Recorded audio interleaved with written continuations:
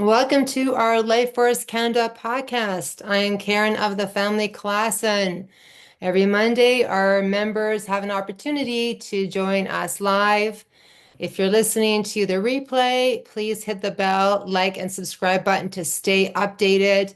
We also have links in the description box that you can connect to our community through and share your truth. If you are new here live, we ask that you join our free or private membership at lifeforcecanada.ca, our website. So we bring forth many topics of discussion so that you can have a greater understanding of our true reality. And if we want to continue as humanity, everything has to be different from what we have done so far. So, yeah. We had a great interview last week with Robert Dixon, Dr. Robert Dixon, on the importance of not using fluoride and making sure you have a water filtration system. Never drink tap water. What a phenomenal man he is. Fluoride, as we know, is a byproduct from the smokestacks of fertilizer companies. Yes, you can find his words of wisdom on our Rumble channel. As I mentioned on our last episode as well, we are here to ascend out of fear and align with our divine nature. That said, I'm excited to offer our members an invitation. I invite you to join me at a 3-day live event here in Calgary, April 11th to the 13th. It's called Ascend the Experience. So we're here to ascend out of our limited beliefs and our worries, our doubts. We're here to ascend. We're here to rise up out of that control matrix and to truly tap in to our true nature and really discover who we are. So I'm offering everyone a sacred space to explore the question, who am I? So as you know, I sent out information in the newsletter. I'll be sending out another email this week as well. So everyone take in a deep breath of life force energy. And we're just letting go. Okay, as you know, I offer a prosperity tip every week as well. It's not really money that we're seeking. We are always seeking abundance, freedom, joy. It is the fulfillment of something. And there is this place inside of us that only becomes alive if we dare to open ourselves to endless possibilities. It's that place that feels most vulnerable and sometimes a little dangerous to allow. It's that place that feels sometimes insecure, that most of us never even think about tapping fully into. We think we have, but unfortunately, most of humanity has not. That very special place is called the heart. And most of humanity, unfortunately, is walking around with a closed heart or just a little bit open. We are here to be living fully expanded in the heart, 100%. So we begin to rise up. We begin to discover our true power. Okay. The goal of this podcast tonight is to encourage and empower others to address their councils. As many of you know, we first started Life First Canada in 2020. We all knew about Agenda 2030. Now they're calling it Agenda 2050. And the term sustainable development aims to target property rights and steer future population growth towards certain settlement areas. So unfortunately, every Canadian town, city council has been taken over by the UN agenda. We all know this. So the restructuring of Canadian mayors and municipalities under the offices of the United Nations began in 1992 with our Prime Minister Mulroney. So we knew that the power was in our towns, and all the people need to do is stand up, take their power back, and put themselves in the driver's seat to create the necessary changes that we need to see in this land we call Canada. So I had so much again that I was focusing on in the different forums back in the day too. So I was so thankful that Sheila McFarlane was spearheading the UN Agenda Awareness Campaign in her town in Guelph, Ontario. And she was letting everyone know about ICLEI and local governments for sustainability that they were not on the side of the people. So we interviewed her and then discovered another amazing woman, Charlene Herbst from Pickering, Ontario. So we also interviewed her, and she spoke to her town council, and she inspired me so much because she'd never done anything like this before. She'd never spoken in public before. She was so nervous. She showed me that anyone, no matter who they are, can stand and face their town council. Then along came Maggie Braun, who gave her first deputation in Peterborough, Ontario in 2023. And she was proposing the Canadian municipalities and the First Nation councils withdraw from the UN directive programs, such as the FCM ICLEI Partners for Climate Protection Program.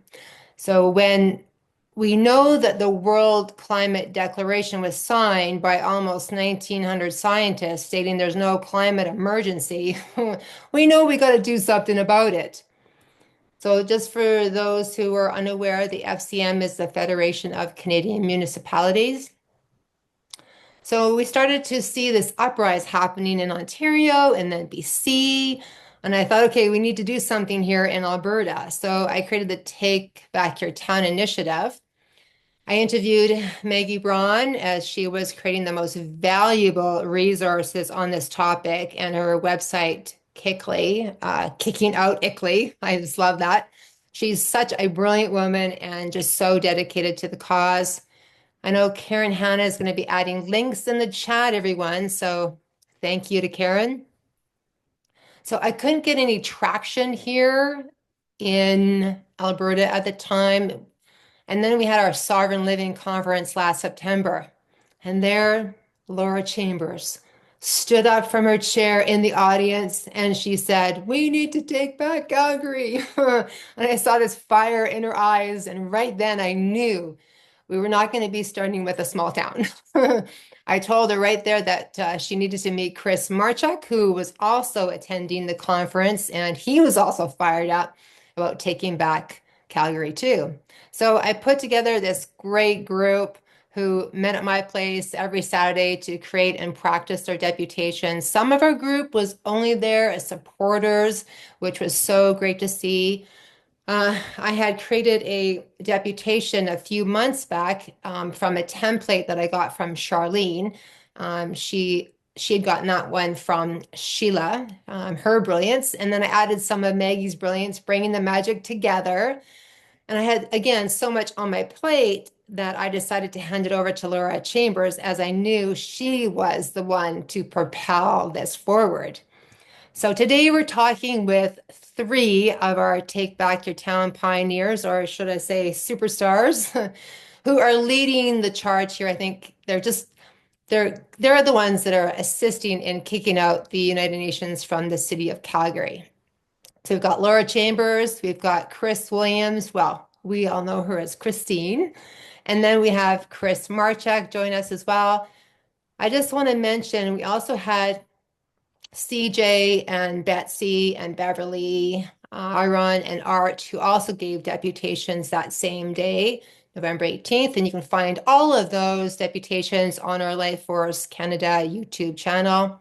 We are so grateful for all they do to bring forth the truth and the changes that we need to see. So I just want to remind everyone that while our superstars share their brilliance this evening, to put your questions in the chat. And then after the interview, after I'm complete with my questions, Esther is going to start the Q&A portion of the meeting. So Esther has asked if you do have a question to write the word question and then ask your question. So we're going to start off with Laura Chambers. Welcome, Laura. Hi, Karen. So just so everyone knows, Laura was actually my sister-in-law. I used to be married to her brother. So Laura, tell us a bit about you and your journey and how do you feel about your deputation of November 18th, 2020, for having gone viral on our Life First Canada YouTube channel? I think it's like 21,000 views already. Well, I think if I'd had any idea that it was going to hit YouTube, I might have paid more attention to my hair, put on some lipstick, improved the aesthetics of it all. I honestly had absolutely no idea what to expect. I'd never even been in City Hall before. I'd never been to any of the open forums. But we met at your house that first day, and I was handed a deputation that we timed out to, I think it was 12 and a half minutes, and told to shorten it down to 5 minutes because that was all we were going to get. And it was fairly strongly worded to start with, but by the time I took out all the superfluous words to get it down to 5 minutes, it was very strongly worded. And I had no idea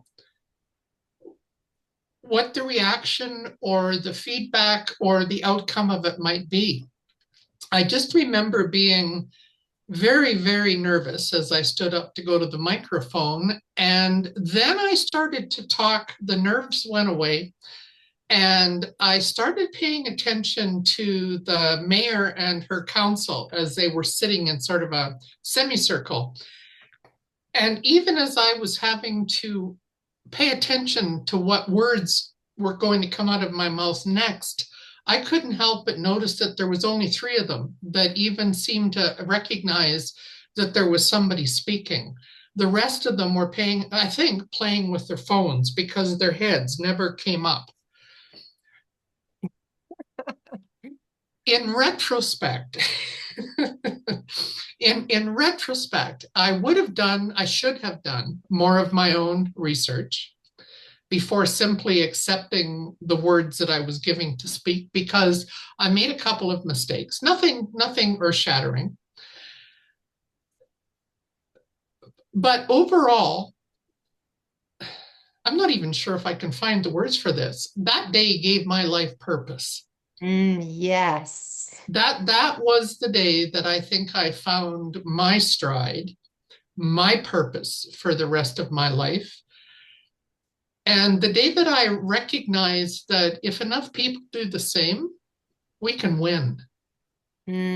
So I honestly believe that if we're going to stop the evil that is rolling over us, over the whole world right now, it has to start where we live, where we have boots on the ground. If we can stop them at a municipal level, then we can stop them across the planet. But in my mind, my opinion, it has to start where we live. And I think that the seven of us that showed up there that day, I think we made a difference. I think that not just for the people that saw us, not just for the people that saw the Life Force YouTube channel, but well, let's see. We've had two council members step forward since saying that they've decided not to run because of the current political landscape. excellent. Yeah, I translate that into we're going to get our butts kicked if we're not careful. Yes. Yeah, And you've inspired a lot of people across the country, Laura. well, not just me. No, no. And I don't want to take credit for that because there were seven of us there that day, and we all had something really important to say. We all said it really well. I'm so proud of the performance of each one of us that day.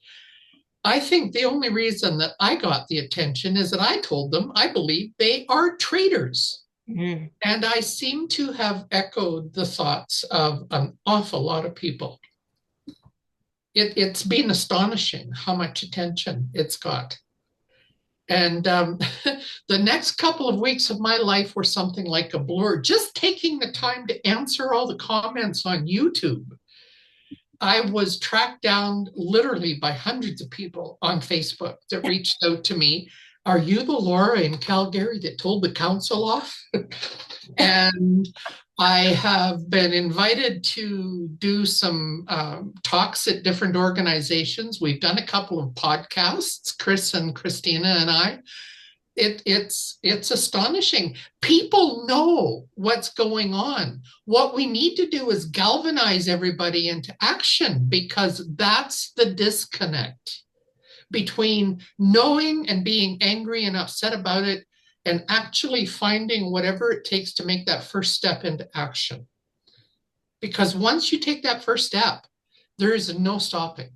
Yes, so true, Laura. And I love your humbleness as well. Okay, we're going to move over to Christine Williams, who's also a private member of Life First Canada. Welcome, Christine. Thank you. Good to be here. So, what made you decide to address City Council? Well, I guess my concern about what's going on in society started way back around 9/11, because that day I knew that there's no way three buildings come down like a perfectly controlled demolition, including one that didn't even get hit by a plane. And at the same time, I was going through the regression of one of my children into autism.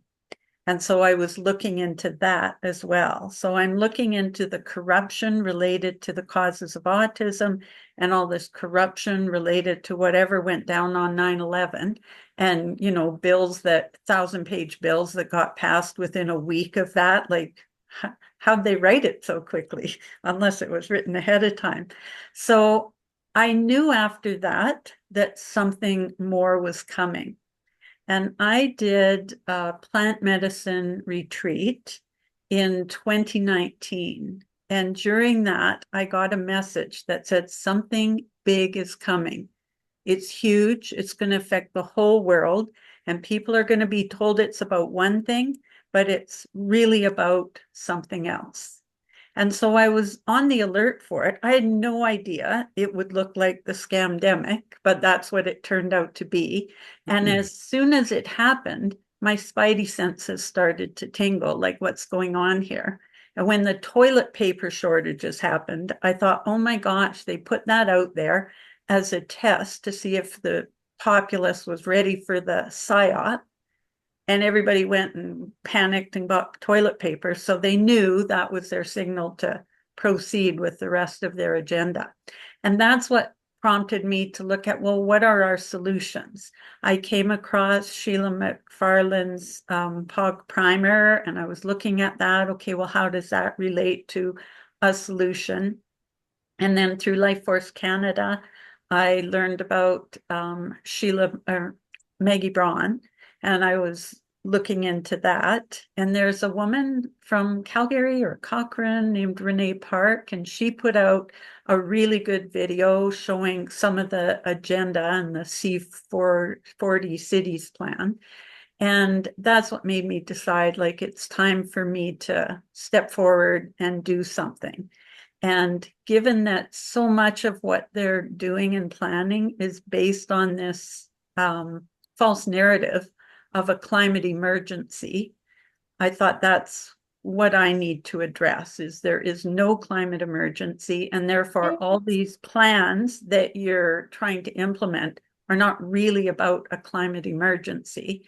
And I basically wanted to kind of put the city on notice that there is no climate emergency. So everything you're doing is not the right thing to be doing. And so that's why I got involved. And I have to say, I really appreciated how Chris Marchuk invited me into the group and how you hosted it, and how You really coached people to do a good job. We were able to practice what we were going to say in front of one another and get some feedback. And I think that was really empowering. So I really appreciated that. Thank you, Christine, for all your efforts. We're so grateful to you. Thank you. Okay, Chris Marchuk. Most of our members know Chris. He's been a Life First Canada member for some time. He's also a private member and has attended a couple of our Sovereign Living conferences. Welcome, Chris. Well, thank you, Karen. So, Chris, share with everyone here, what was your inspiration to get involved in creating a deputation for Calgary City Council? Yeah, I guess in a nutshell, my life has kind of been driven to be uh, anti-government, if not anything else.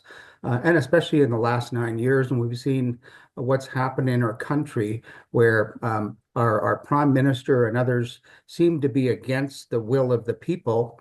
And of course, what we've seen in Calgary is a very good indication of that, where we've had recall Gondik and we've had rezoning and a number of things that have shown that our municipality was really not working with the people. And in fact, we're doing things against the will of the people. And in my mind, just like in most relationships, when you have somebody that is doing things and you know that it doesn't fit with possibly the motive behind city council, for instance, then you understand that when things just aren't working right and they don't feel organic or right to you, you have to wonder whether they're being driven by something other than, in the case of city council, by the will of the people. And what we found over time is we're not speaking of the will of the people within the municipality of Calgary anymore. It's being dismissed by city council, and therefore they just ignore what's going on. And of course, with all of that, it just made me understand even further that what I've known to be corruption and fraud in our entire country was as bad or worse right here in Calgary. And with it, I felt I needed to do something. And in fact, I've been involved in a number of different groups where we decided that the only way to do something was to actually do something at the municipal level. And that's when I found Maggie Braun. And in I have to say, it was quite amazing, Karen, because as I found Maggie and I talked to her and we shared information back and forth, I followed back in the day when Creston, BC had actually looked at challenging their municipality, and others were doing the same in Kamloops as well. And of course, Maggie doing what she was doing. But when I was on Life Force Canada, one time I mentioned that we were doing something to try to stop this, and Karen said, I want to talk to you. And I had no idea that this fit in perfectly with Take Back Our Town, which is Karen's initiative in Life Force Canada. And it was thrilling to actually know that we're linked up together, a bunch of us that can really do something, along with Maggie Braun. And if I can put a plug in for Maggie Braun, I can tell you with the information that she's provided with people since she started this program has been absolutely beautiful in that it actually allowed us to actually look at scripts that she had where we could actually put in information that she's researched to up to her ears and information I could never understand where she has all the time to do this. But all the information that she gave us to help us out with the deputation allowed us to actually build an agenda to go in for our deputation in the city of Calgary. And it made it a lot easier. And of course, everything we did was based in basis from Maggie Braun, which gave us a lot of information to speak out against what's going on in Calgary. And so for myself, when I made up my deputation based on all the information I had from before and Maggie Braun, um, I, I'm learning how to do a deputation because I've done two of them, and every time I go in there, I have so much information that I want to bring to City Council and call them out on the corruption and their agenda with the United Nations and the FCM and the PCP and hundreds of other organizations that I don't have time to fit it all in. And I try to rush through things, and I got to correct that. But overall, I just have to say that it's made quite a big difference with even what Laura hasn't mentioned is that we were asked by Councillor Chabot. We worked with Dan McLean. We've got a couple of councillors that actually listen to us, and we've actually had a call. Thank you to Adele. With one of the city councillors, and I've suggested that it might even be a platform for city councillors to work with to actually go into the mayor elections. And so it's made really a big difference. And of course, what I see with everything is that I think we have to take some strategic measures to stop what's going on in city council because we know very clearly, like Karen was saying, that there is no climate change. And now we have so much information. I think what's going to happen is the same thing would happen with Dr. Davidson lately, where the Alberta government has come out and said, we now know that we really made a mistake in the way we treated COVID-19. And I think that day will come when it comes to climate change and the corruption and the allegiance to the United Nations that our municipality has. Thank you so much, Chris. I love your passion. Okay, we'll come back to you So, again. I just want to I want to ask Laura what in regards to you stepping into this new, I would say, level of purpose. What did you learn from your experience and what's next for you? I learned how much I don't know. Ah, yes, right? The learning curve that I've been on since the beginning of November has been astronomical, and I don't think I've even scratched the surface. I've learned that I need to educate myself as quickly as possible because what's happening is going to start happening more and more quickly, I think. It's funny, when when COVID hit and they locked us down and made us take injections, etc., I remember being so angry about that because I think, like most Canadians, I always believed that we lived in a democracy. Mhm. My father fought in World War II, and he was always so proud of his medals because he fought to defend the democracy of this country. So anytime I start thinking that I can't do anything or I can't do enough or I can't do it fast enough or I don't know enough or I'm not enough, I think about that anger and it shores me up. And I know that anger is not the best emotion to run on, but it's also very energizing when the anger is justified, I believe. It's not like I'm mad all the time, but when I start feeling like it's the job is just too big, right? That there's too much for that, then get mad. Well, anger turns into passion, right? So you're shifting it into passion now, Yes, taking yes. action.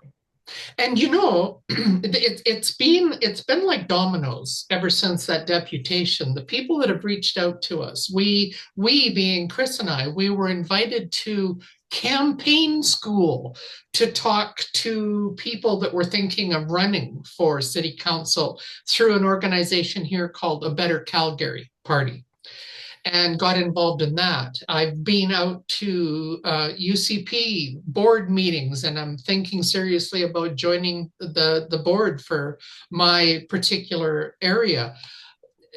It There are so many people that are looking for answers. All these grassroots organizations that have popped up over the last 5 years, so many people looking for answers, that we did this at the right time. We've got a municipal election coming up in late September.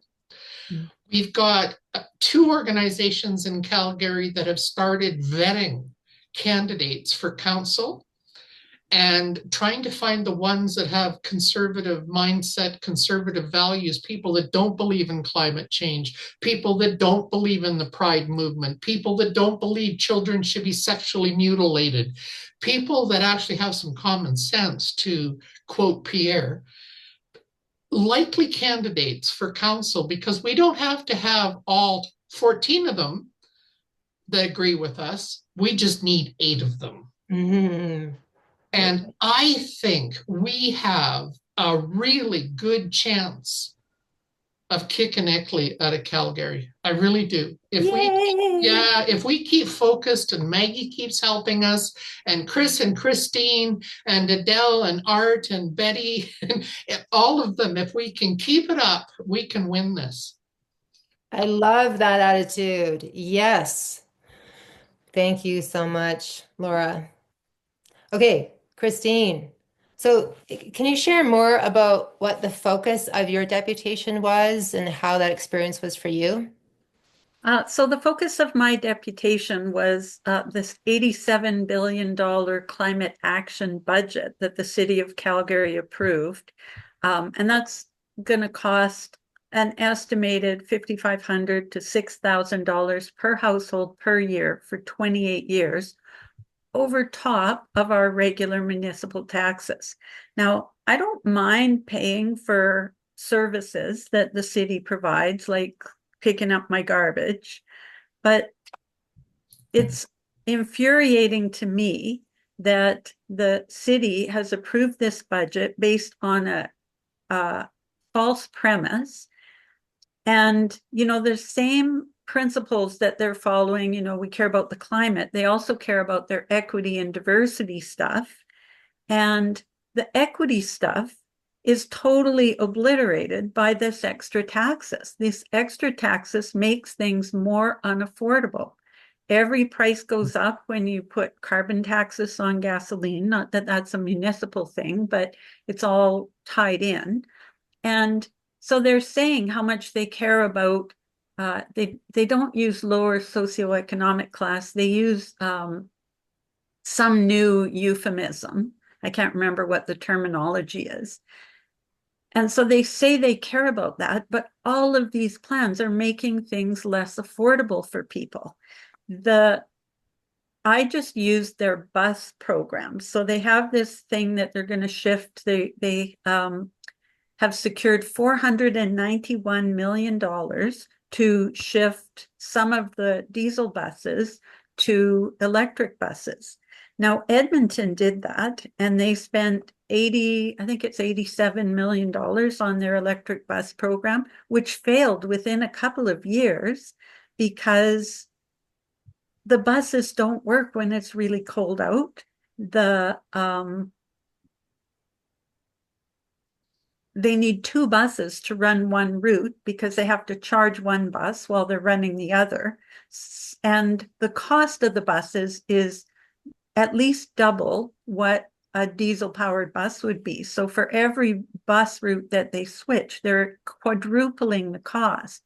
And the day that we went in to speak, there were about, I think, 6 presenters, somewhere around there, that were talking about how unaffordable the transit fares are for them. There was a man who spoke, and he was showing what his budget was. He makes 70% over minimum wage. And when he showed what his budget was, he had $2 a day in expendable income for anything that might come up. And he was saying that he'd had to give his cat up. He surrendered his beloved cat because with rent increases, he couldn't afford to keep his cat. And now he needs to go to the doctor. And with an expendable income of $2 a day and a bus fee being, well, it was $3.70 at the time, but it's gone up since they had that budget meeting, like that would take him a week to save up to go to the doctor and back. So it's just ludicrous that they're putting people in this situation where they're draining all this money out of people for something totally unnecessary. So that was my whole focus. And then to follow up, I had put together a bunch of screenshots from a documentary that's been circulating called the climate movie, The Cold Truth. And it has all these scientists notably ones who've already retired, so their career's not being jeopardized, or who have already been ostracized for publishing stuff that's not friendly to the climate narrative. And so I put that together because I really wanted to put these counselors on notice that here's the evidence that there is no climate emergency. So everything you're doing based on a climate emergency is flawed, and you need to stop it.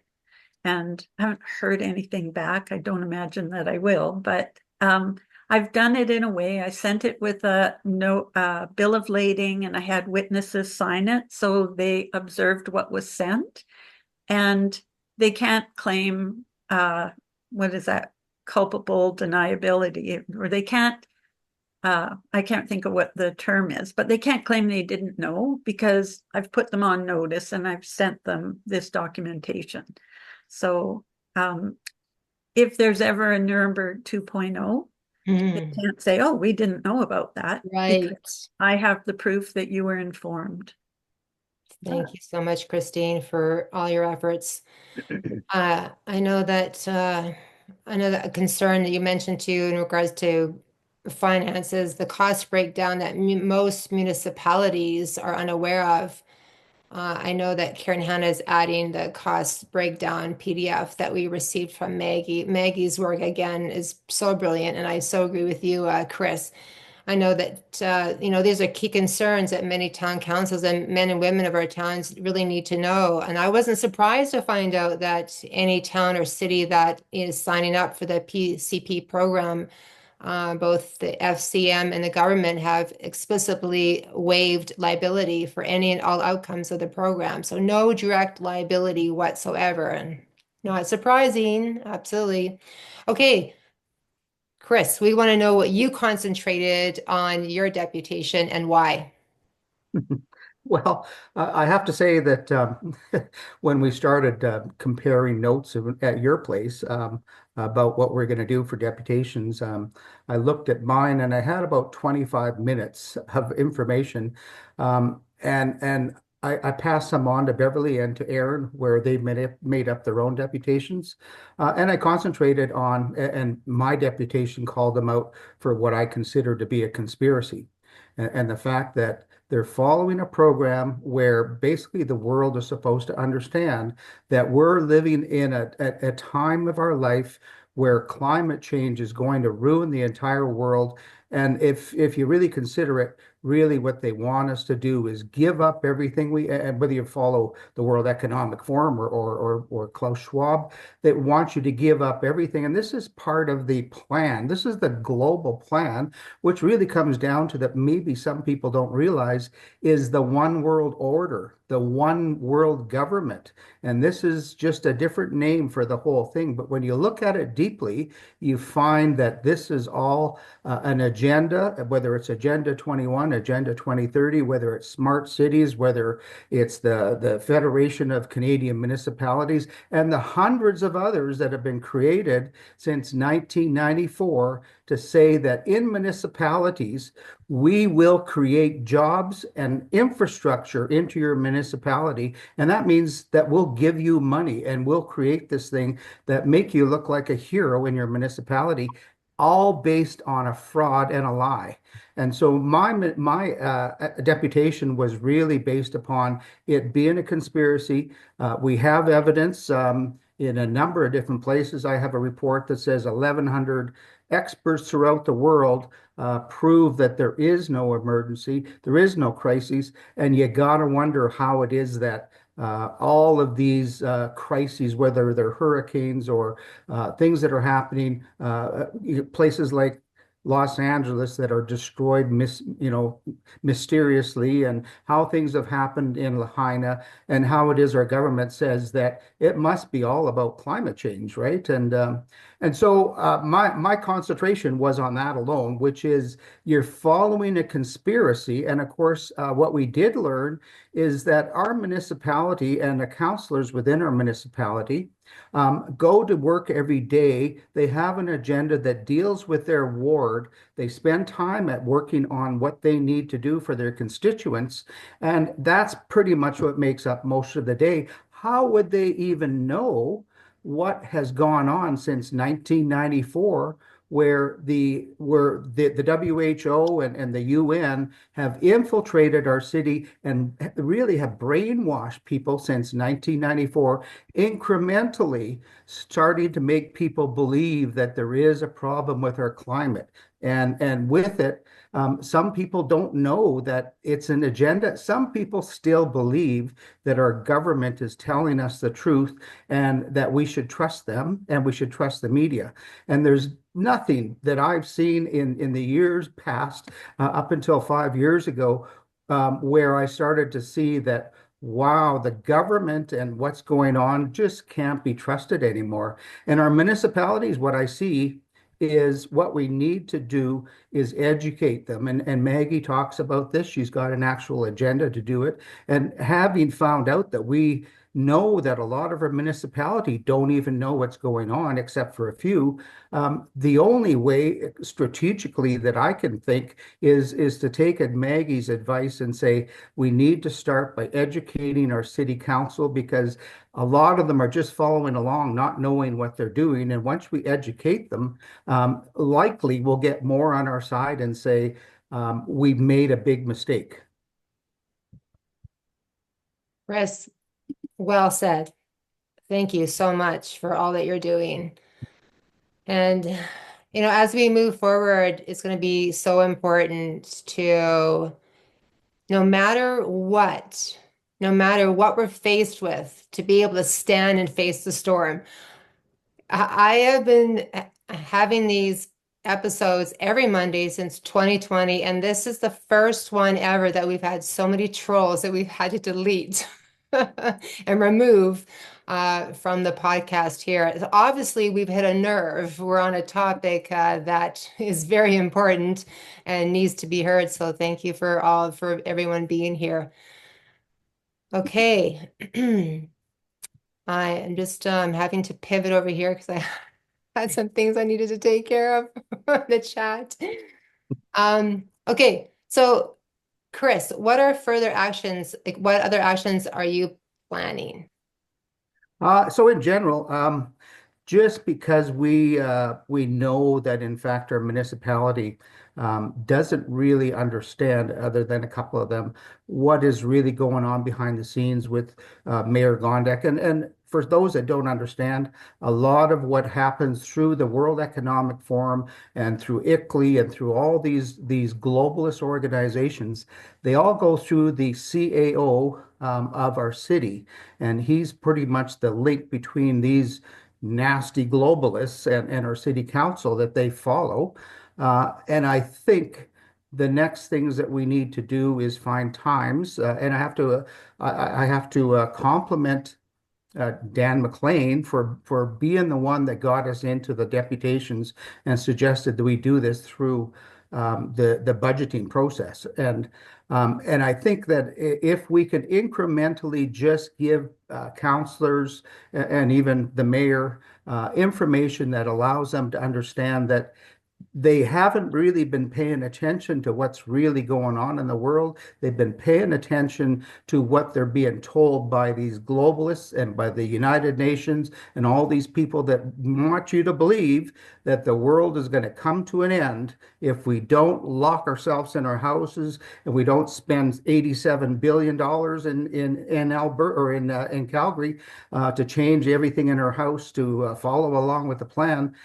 And I think if we incrementally, little by little, change the minds of our municipalities and our councillors, that they'll start to see the truth, just like it's been with Dr. Davidson with bringing out the truth about COVID-19 and how they basically mistreated it in Alberta. I think the same will happen when it comes to our city council and what they're doing around climate change. And if you can imagine everything that's happening with the increase in property taxes, with the increase in taxes throughout the country and immigration and everything that we see that's destroying our country, is all based on the United Nations and Agenda 21, Agenda 2030, a number of different initiatives that are all about taking down our country.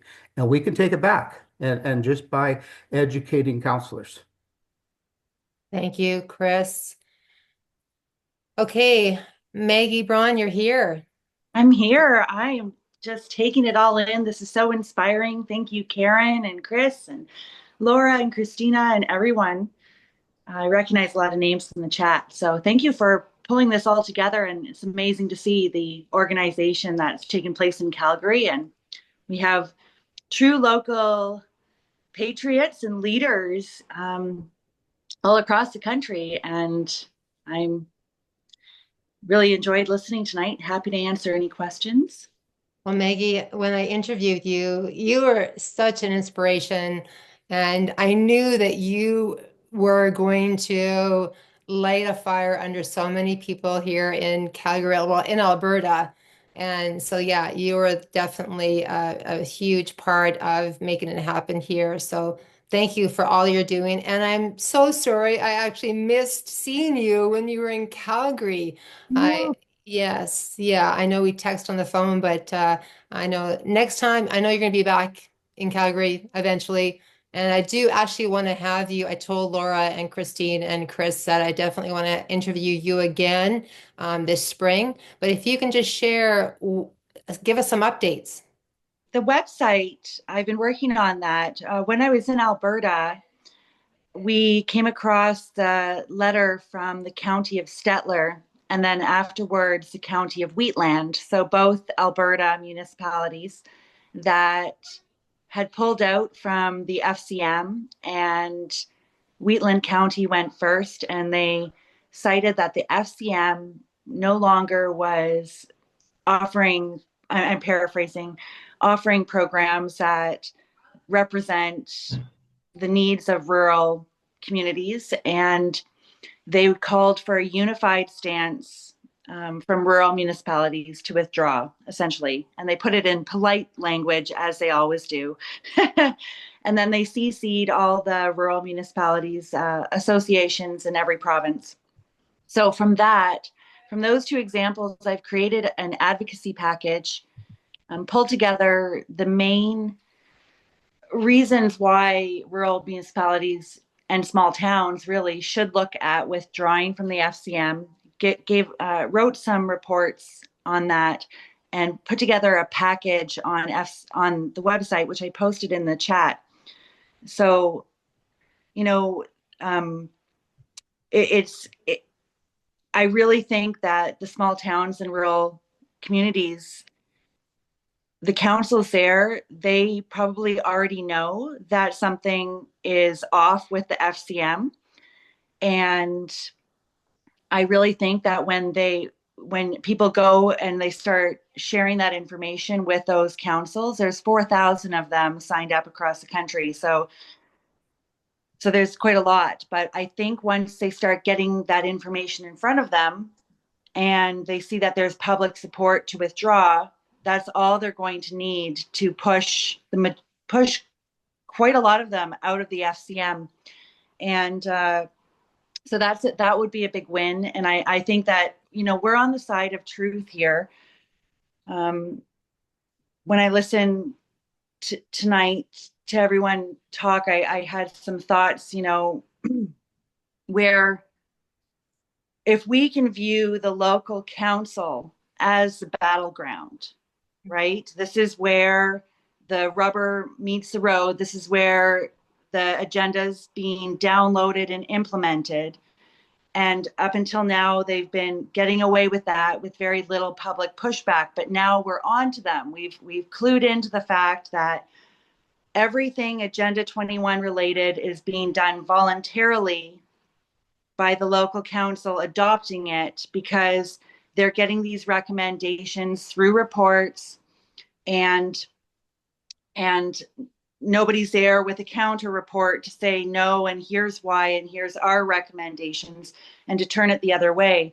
So we have, the UN and ICLEI and the FCM and all of their programs, and then the public. And what is the public doing? Where are we actually coming in with our own ideas, our own programs, our own recommendations and alternatives, and so on?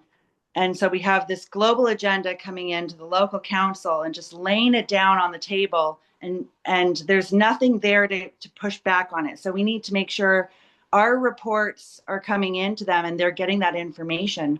Because when we look back at the blueprint that they gave through the FCM, the municipal primer, and their means of implementation, they are providing information for decision making. So that's kind of where we can step up, and that's why the Kickley reports, I think, are so important to share with councils, so that we can get that local agenda back in there. And they're pushing net zero through environmental stewardship. So we need to be the strongest advocates for genuine environmental stewardship, right? We need to be the ones. There's a difference between environmental stewardship programs and net zero. So that's also why the Kickley strategy is working. And then they're pushing sustainable development. And now we're all starting to realize that that is something that is restricting growth in rural communities and small towns and driving the population to the urban areas and high density housing, exacerbating the urban crisis. So we want holistic growth. We want genuine growth in our communities and not restricting it in the smaller towns. And then obviously, so I guess what I'm trying to say is, with the council being the battleground, we're on the side of truth. We're speaking up for the people. We're inspiring leaders across the country to say, you know what, something is wrong. And like Laura said, she went in and she spoke, and the first thing not the first thing she learned is that I have a lot to learn. That exact same thing happened to me, but look at the result of it. Look at what happened since we went in and started speaking.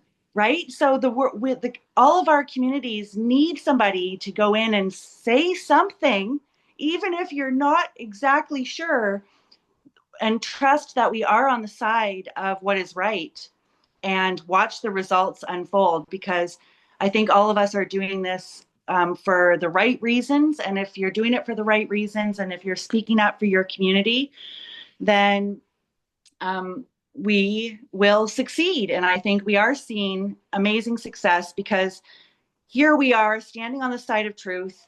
And who are we against? A few people who have infiltrated our councils, just a couple of them in there. That's all it takes. And they're bullies to boot. So when we go in there and we're just speaking the truth in love, and then they come out with their bullying tactics, and we're doing it we're in the same room as them, we're in that council, and everyone sees it. It shifts the hearts of the councillors and the public, and yeah, people are going to step down from those positions. That's what we keep seeing. People are going to just keep stepping down. And here in Peterborough, the entire program's on hold now. They defunded the NGO that was administrating the PCP program, and they said that they would get a consultant to look at it, and they haven't hired a consultant. So that's Peterborough's quiet way of yielding to our information that we put forward. So it's not, sometimes we have to accept those kind of small wins and realize, okay, here's a council. If they did come out and say, we're pulling out of this program right now, and here's why, there is a well-funded network of bullies in the media that would come out against them. So instead, they just shuffled it off to a consultant who doesn't exist. And Right. Great. So thanks. Thank you, Maggie. Okay, Christine and Laura and Chris and Maggie, you're going to have another opportunity to speak. I just want Esther to come forth now, because I do believe there's some questions from our members. Thank you, Karen. We do have a few questions. The first one is from Deborah, and she's in Ontario. And her question is, do you get druthers in Alberta? And she said in the January edition, there was an article, The Shocking Alberta Bill of Rights Bait and Switch by Sean Buckley, and it refers to what Danielle Smith spoke about. The Alberta Bill of Rights was being strengthened to protect the citizens of Alberta. In fact, it was amended to do the complete opposite. It's to protect the government against the people of Canada instead. Are you aware of this in Alberta? Who would like to comment? Chris first. Go for it. Okay, so I can say that from the UCP party that where this was introduced, the Bill of Rights was really intended to do something better for the people in Alberta. But in fact, when this was put through caucus or wherever they do this stuff, I'm not really politically excited about anything, but when it was put through, it was one of those things that was given to everybody there, saying, "Well, we've done this, we've looked at all the different things, we changed the Bill of Rights, we got to go on to the next measure. We just need to get everybody's okay." And so a lot of people, without understanding exactly what those were, approved of the Bill of Rights change. And now we have a group of people led by Mitch and some others in Alberta that are confronting this whole issue of the Bill of Rights and hoping to change it. So there's a lot of controversy about it, and hopefully there's changes that are going to be made. Thank you. What's in your plan to do as the next step in a course of strategic measures, say for Calgary in particular? Who would like to field that one? Go ahead, Laura. We are finally, things have settled down enough for each of us. I think that we are starting to our weekly meetings again. We will be working on our next set of deputations. I think it's Tuesday, March the 4th is the next public council meeting that we can attend. And I think it's actually a budget meeting as well. So the hope is that we can be prepared to be back there on Tuesday, March the 4th for our next deputation.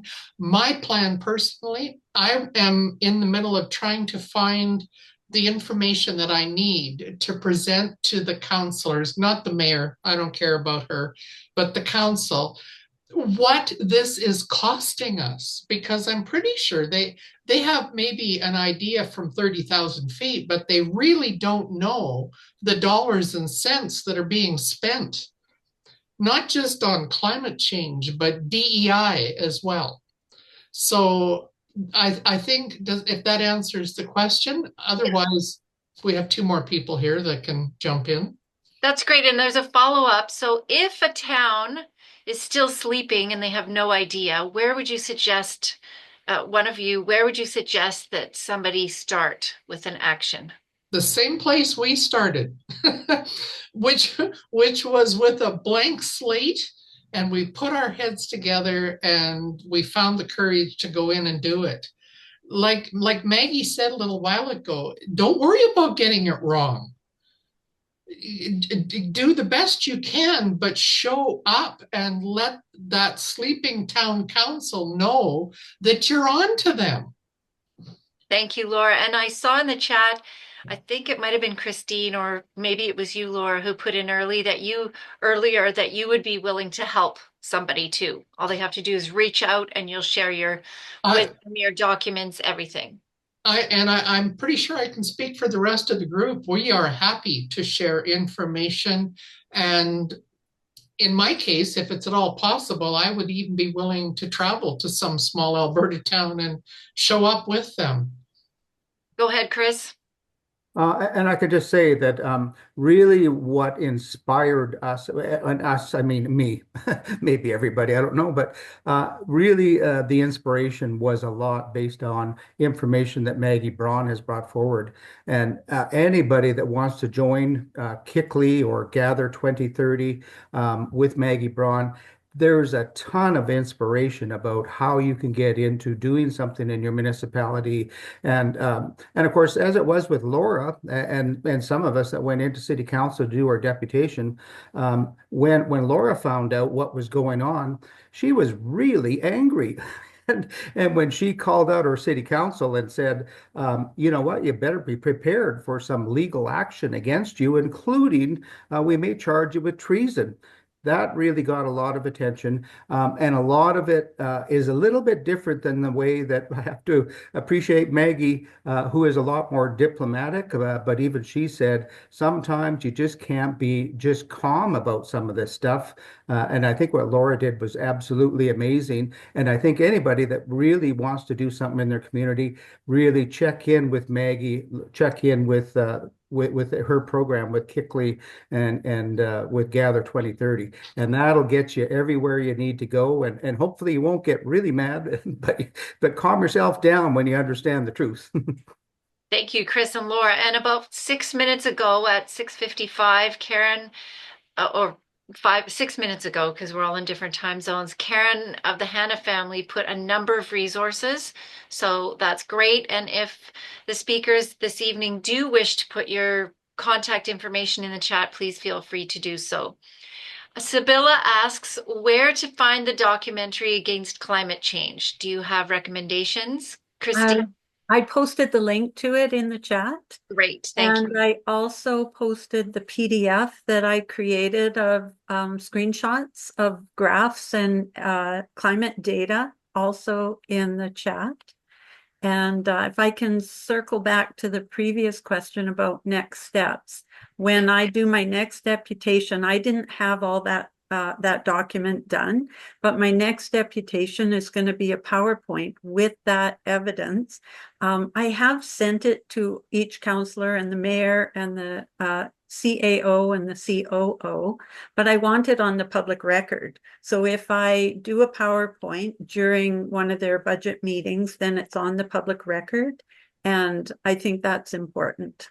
So that's my next plan, as well as the C40 cities plan, which has these ridiculous goals of things like limiting airline travel to one trip every 3 years of no more than 1,500 kilometers, and buying no more than 3 new items of clothing a year, and what's their other one? Eliminating private vehicle ownership completely. So I want to highlight that in a public forum. Thank you so much. We'll move to the next question by Michael Curtis. Can we differentiate to City Council that, and I know you answered this, Christine, but maybe we can expand on it. Can we differentiate to City Council that geoengineering or weather manipulation is the excuse they're using as climate change, and that there are vast differences between the two? For example, the US states that have banned geoengineering, Tennessee and the city of Alameda, California. And you said you believe this falls under federal jurisdiction, the Weather Modification Act. Do you care to expand on that, Christine? Yeah, so the Weather Modification Act, when I read it, it's pretty short. It's a pretty short act, but it basically grants companies the ability to spray things in the air for the purpose of modifying the weather. And the requirement is that they have to notify the government of who did the spraying, what they sprayed, when they sprayed it. And the environment minister is supposed to table a quarterly report and present it in Parliament with all that information, and that it's supposed to be made available to the public with a FOIA request. But I know Curtis Stone, the urban farmer, did do a FOIA request. And when I contacted him to see what he got, he said a big fat nothing burger.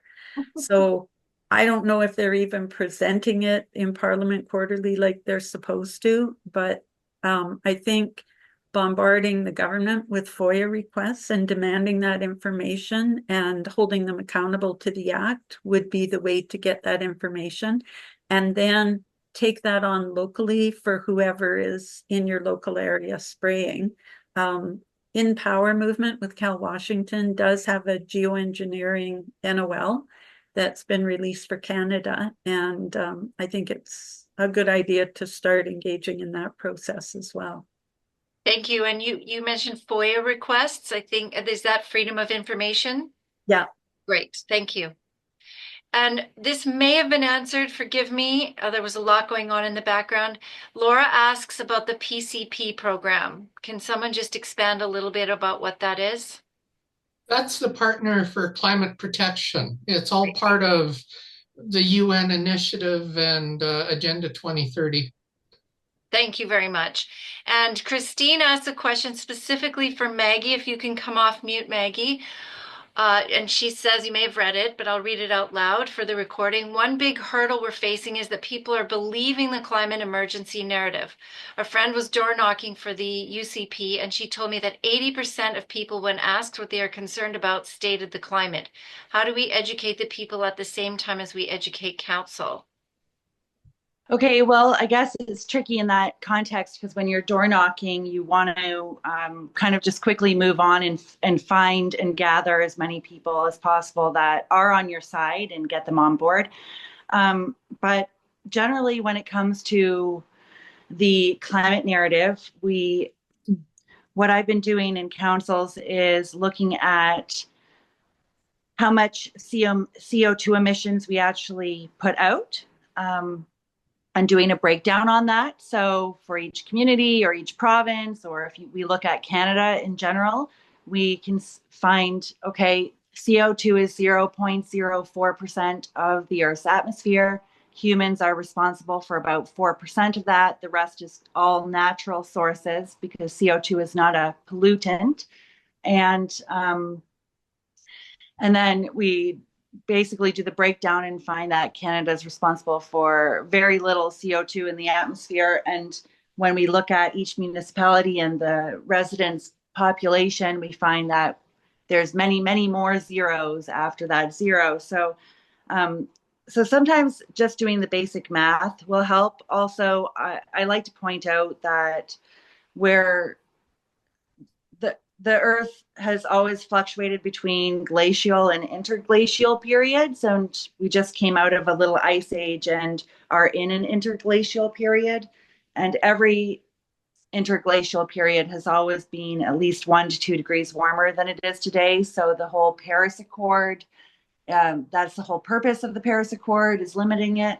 And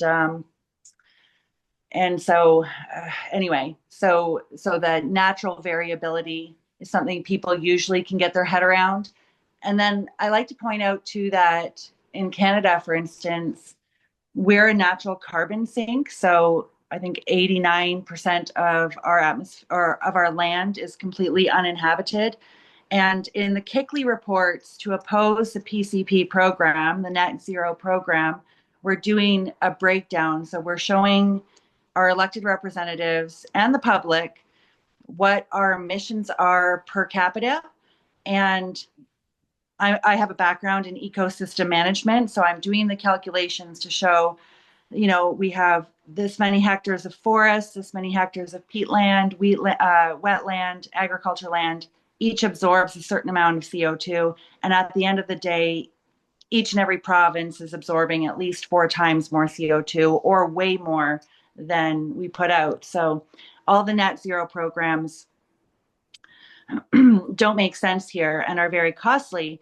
And then I like to direct them to the fact that these programs are replacing genuine environmental stewardship. So a lot of the people that you're meeting at the door really do care about the environment, and they haven't really been able to separate in their mind environmental stewardship versus top-down net zero programs that are sucking money out of our communities. So sometimes you can get them with the math, sometimes you can get them with the money, sometimes you can get them with the, most of them just don't know that CO2 is only 0.04% of the Earth's atmosphere, right? That might be the seed that you need to plant. And Friends of Science is an organization out of Calgary, and they have a great little booklet on their website there, and I recommend we all get it. And it has all the facts well referenced with charts, and we should all know those facts and be able to reference them. And I think, yeah, we have the truth on our side, and we just need to simplify it for people. So Maggie, can you explain as it is, you really haven't talked too much, and we know very clearly, at least some of us, that we're talking about localism over globalism, and it's always been a little bit curious. I've been curious about how it is that our city council maintains that we're going to follow these people on the other side of the world that are changing the entire perception of what's happening in the environment in the world, and ignoring altogether that in our local area it is not the same as what the local area in China is, and yet that's what they're doing is trying to picture the whole world as being the same, with ignoring, and of course we're ignoring the fact with our city council that we have experts right here in Canada or in Alberta or in Calgary for that matter that probably know what to do without having to follow somebody in Davos or somewhere else across the planet. Yeah, no, it's an excellent point. And I know I did a presentation on the FCM ones, and Jeff Snicer put in the comments, and I've used it ever since. Jeff Snicer from BC, or Jeff Ryan, he goes by now. And he said, we're a developed nation. We used to fund the United Nations so that they could help underdeveloped nations and provide them with programs.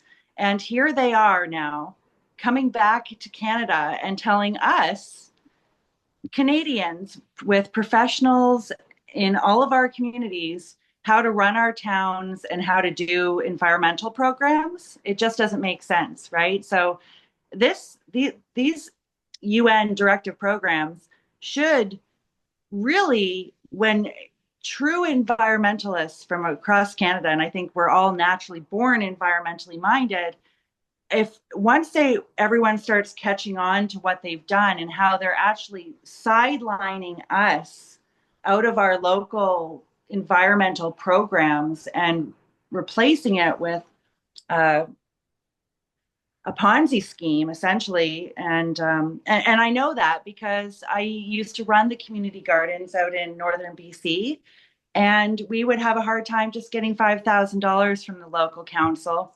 And at the time, they were developing their plan for 2050 and spent hundreds of thousands of dollars just developing it, right?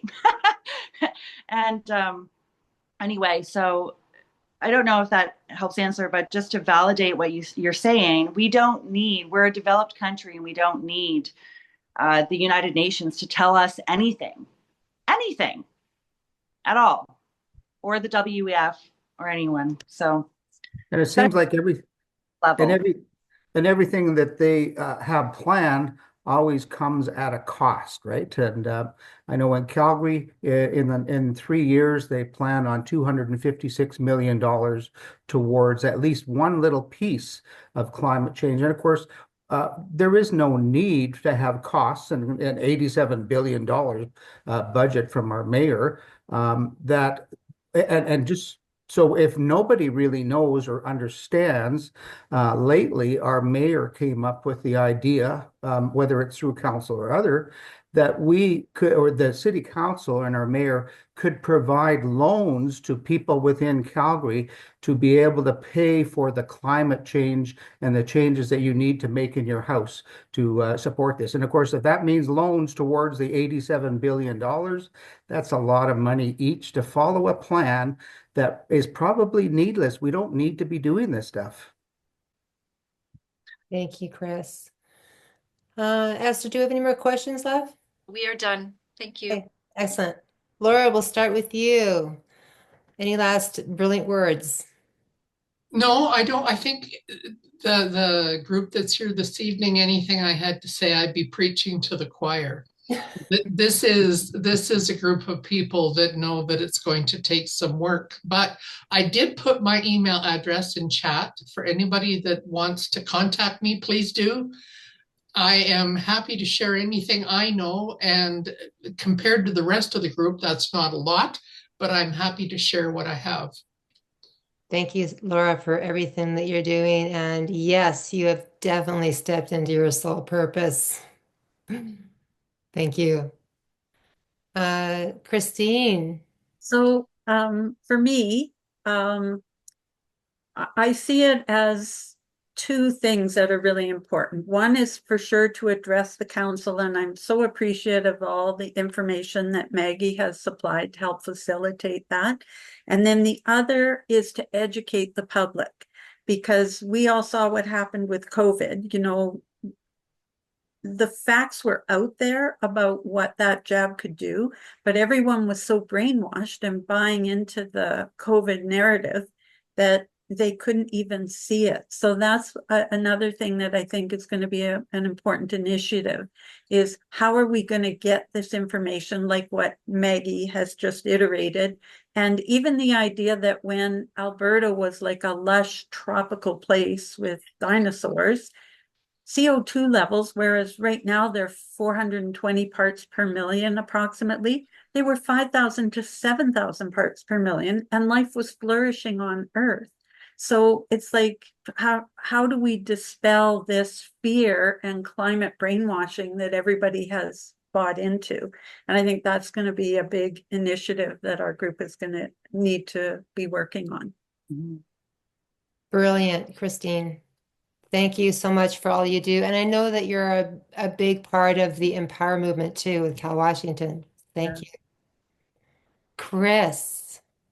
One of the things that really changed my mind about a lot of things, as much as we've seen a number of different initiatives within all of Canada. We see a lot of different groups. I've been part of many of them, and in the most part, they have spent a lot of time exposing the truth.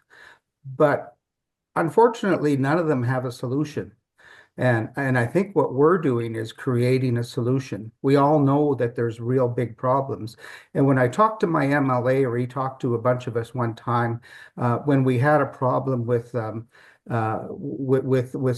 naked man going into Canyon Meadows, into a ladies' locker room, and that was called out. The city council basically excused it altogether.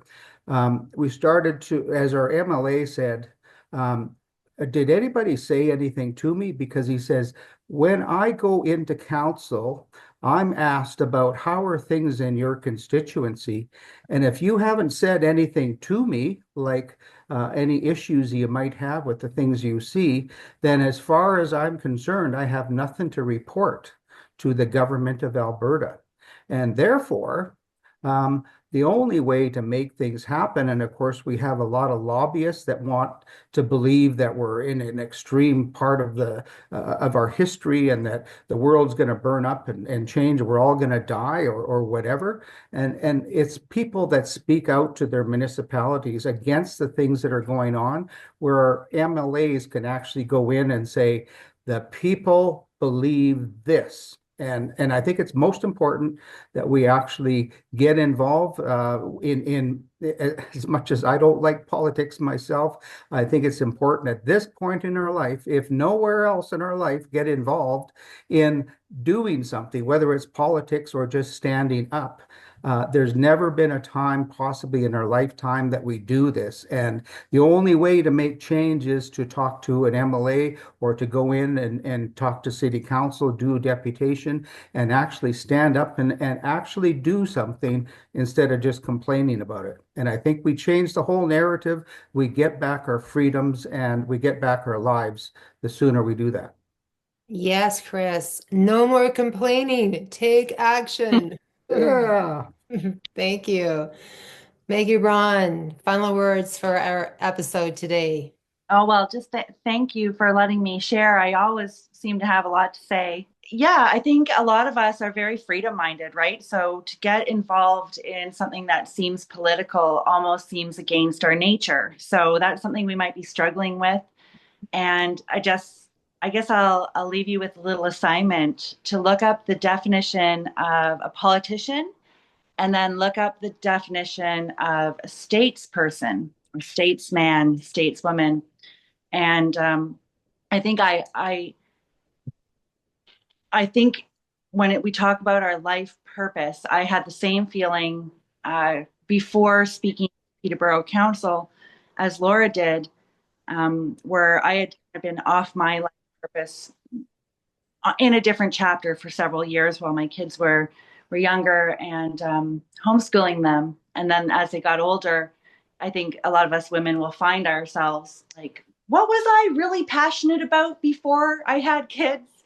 And really wanted to get back to that. And then, of course, the convoy came and we all saw what happened there. And so anyway, I love the idea of us standing up for our communities and speaking up and saying what needs to be said. So just challenge you all to kind of look up that definition of statesperson and see the difference, because there is a difference. And what we do need is people in our communities to take on the role of a statesman, woman, and start making some lasting changes in our communities. So thank you. Maggie, what was the name of that book you referenced a little earlier again? I didn't get it written down fast enough. So that is on the Friends of Science website. It has 22 facts, and it is called Energy and Climate at a Glance. Thank you. You're welcome. Thank you so much, Maggie. And I think I would really like to have you come and speak at our Sovereign Living Conference in September. Okay. Yes. I'll leave my email address there and we can set that up. Absolutely. Well, I've got you my phone, so yeah, we'll definitely do that. Perfect. Yes, we do. Thank you, Christine and Laura and Chris, for your leadership, your brilliance, your perseverance. And you're right, no one is coming to save us. We must do this ourselves.